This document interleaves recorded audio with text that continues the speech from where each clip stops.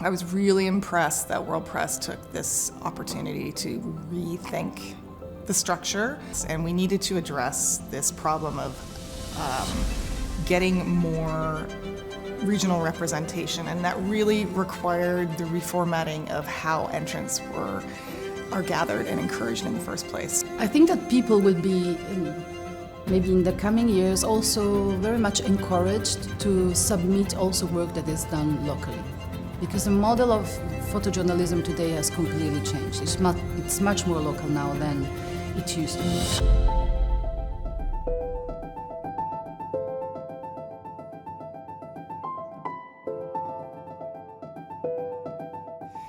In this photo, we see an orange dress hanging on a cross in perfect evening light as the sun sets on the day. And it's very symbolic of the mass graves that were discovered last summer at various sites across Canada, and is a haunting image of that reckoning we're coming to with our own history.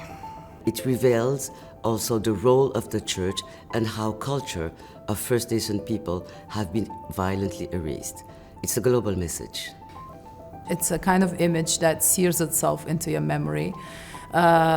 It's a kind of image that almost inspires a sensory a reaction. You know, I could almost hear the quietness in that photograph. I want there to be some awareness to admit that this history exists in our past, and recognition of that terrible event.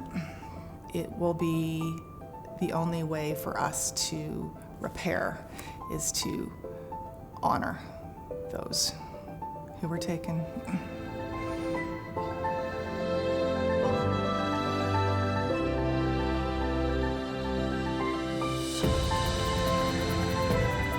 First of all, I was looking for really strong images, but I was also looking for stories that went deeper into the issues that they were about.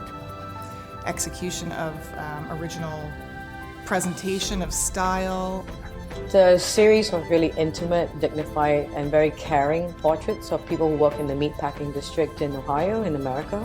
The series portrays them really as they are, as opposed to having any visual elements that connotes them with the occupation that they are usually associated with. It really shows them as in their homes, it shows them as human beings. It doesn't show them as workers. It shows them as somebody's mother, somebody's father, somebody's brother.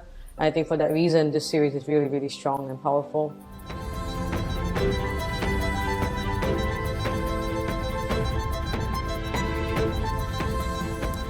Long-term projects provide a space for a photographer to really delve deeper into the issues that they're trying to portray, they're trying to photograph, and stories that portrayed issues from a different perspective.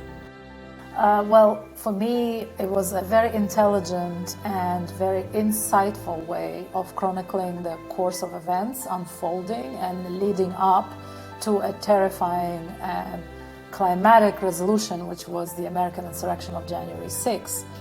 This project, in many ways, kind of blurs the lines between the real and the imaginary, and that's the poignancy of it.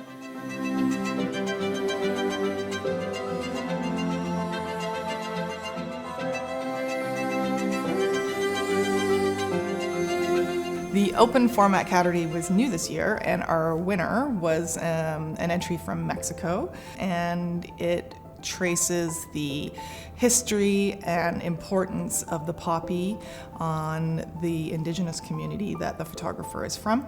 So the photographer had taken the original story, punctured holes in, backlit it, rephotographed it, toned it to amplify the narrative of the complex relationship between the poppy and the indigenous community. It's life-sustaining for them, but it's also illegal and brings a lot of violence. So that duality of experience is really captured in this additional layer.